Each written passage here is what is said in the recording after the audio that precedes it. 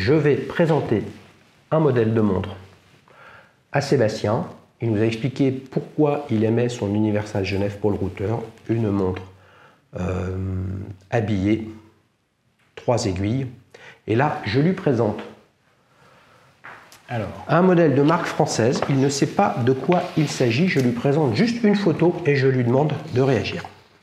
Tiens. Nous avons une montre de la marque Atelier Jalabert, fondée par un franco-belge et un français. Le modèle AJ001-S qui a comme caractéristique une approche très originale avec un cadran brossé issu du capot d'une Aston Martin DB5. Il s'avère que on a un peu discuté avec Sébastien et je sais que tu es amateur aussi d'auto ancienne et là je me suis dit c'est tout trouvé. Une 3 aiguilles date récente d'une jeune marque avec un lien avec les autos anciennes. Je me suis dit c'est le bon truc pour te faire réagir. Calibre Miyota japonais, fiable. Classique, ouais. Voilà. Fréquence faible, hein, donc on a un déplacement qui est assez lent. C'est intéressant. 42 heures de réserve de marche, verre saphir avant et arrière, 40,5 mm, hein, donc c'est 6 mm de plus que la tienne. Étanche à 300 mètres. Hein, une DB5, les amis, c'est pas comme une Lotus Esprit avec James Bond, ça va pas sous l'eau. Prix 2022, 800 €.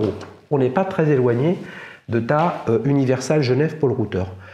Première réaction, Sébastien.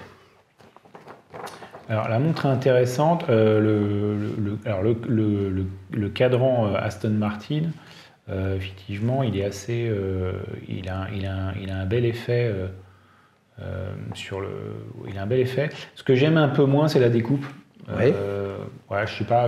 Elle t'inspire quoi cette découpe?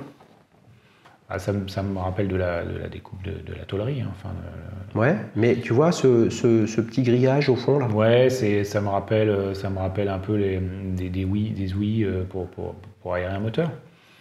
Ouais, mais là, on est dans la forme de la calandre avant, hein, d'une DB5 ou d'une DB4 hein, d'ailleurs. Ça me parle les amis pour le coup parce que ce week-end j'étais au festival de Goodwood et donc des Aston Martin ont roulé. Effectivement, ça se rapproche. Qu'est-ce qui ta première impression quand tu l'as vu, tu t'es dit quoi? Je me suis dit on est vraiment dans l'automobile parce que on a la typographie des index. Des index, on a le 10, 20, 40, on a l'impression que c'est un compte tour. Oui. Ça m'a rappelé un peu les montres, alors c'est pas du tout la même chose, mais les réservoirs. Ce côté un peu... oui, réservoir, un peu effectivement un peu à heure sautante. J'aime bien aussi, alors j'aime bien pour minute le coup... sautante, pardon. J'aime bien je sais pas comment on peut dire, l'espèce d'excroissance... à 9 heures. À 9 heures qui renvoie à la couronne de 3 heures. Le bracelet, il a l'air racing, hein, donc perforé. Ouais. Non, c'est une jolie montre. Il y a juste la découpe, je suis pas fou. Mais non, c'est une belle montre. C'est pas fou parce que tu vois pas le lien avec la calandre. Alors, il s'avère que bon, pour le coup, moi je le vois, mais effectivement, c'est explicité sur le site de la marque. Non, c'est la géométrie. En fait, ça me rappelle certaines montres chez Yema. Je crois que je sais pas si les rallygraphes ou il y a une découpe un peu comme ça aussi. Et je suis pas fan non plus. Alors une découpe comme ça, il y a une sorte de découpe, mais qui n'a pas du tout cette forme. En tout cas, ça t'y a fait penser. Oui, ça m'y a fait penser. C'est pas la même, ouais. Mais en fait, c'est parce que j'aime bien un cadran un peu uni. D'accord. Ok. Tu connaissais Atelier Jalabert? J'avais entendu parler, oui.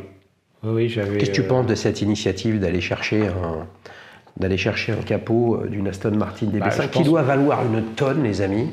Je me pose la question, d'ailleurs, comment on récupère ça? C'est intéressant. Je crois, j'ai pas de relation avec eux, hein, que les choses soient claires, les amis, tu peux vraiment dire ce que tu veux.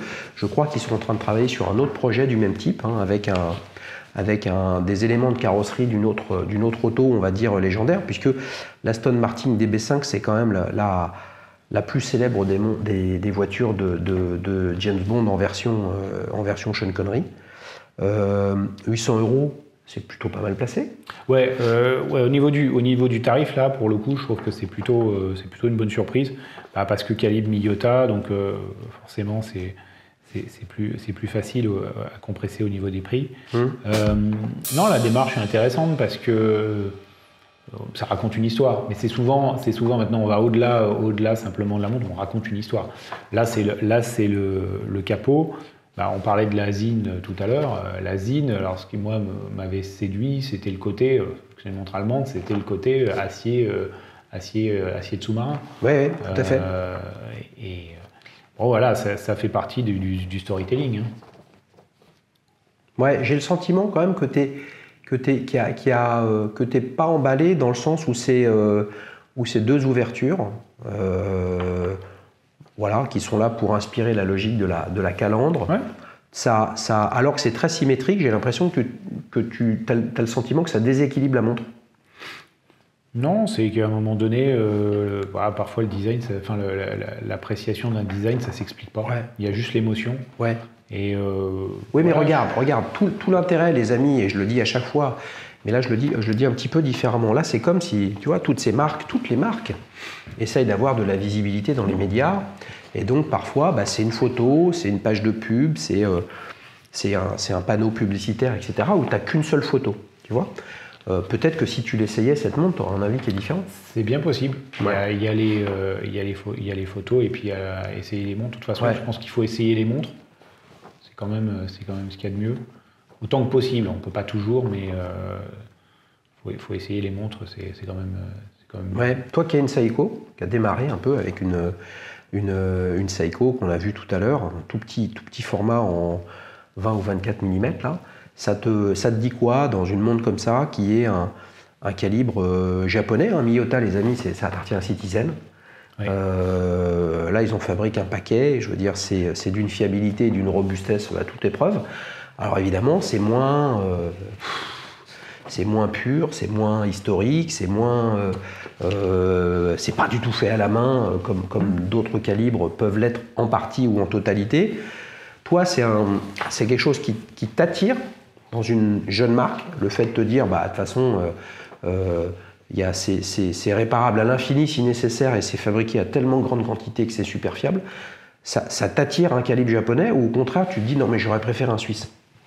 Non, en fait, c'est pas que ça m'attire ou pas, c'est en fait, j'ai pas de problème avec le fait que ça soit un calibre japonais. Okay. Je suis pas dans le suisse absolu. Je pense que les Japonais d'abord font des très très bons calibres. On le voit bien d'ailleurs avec Seiko, alors avec Grand Seiko encore plus.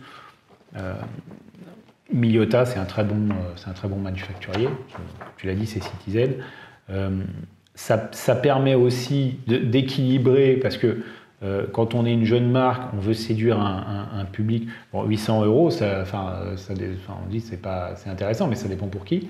Et pour pouvoir séduire un public qui peut être jeune, qui veut se lancer dans l'horlogerie et de se dire j'ai un design qui est typique, c'est pas forcément parce que moi il me parle pas que je le trouve pas intéressant. Ouais, bien sûr. Et de dire le fait d'avoir un calibre Miyota, ça permet de mettre la montre à 800 € et qu'il y ait un grand nombre de personnes qui puissent se l'offrir.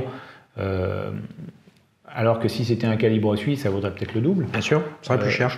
Je pense que c'est une démarche qui est louable. Ouais.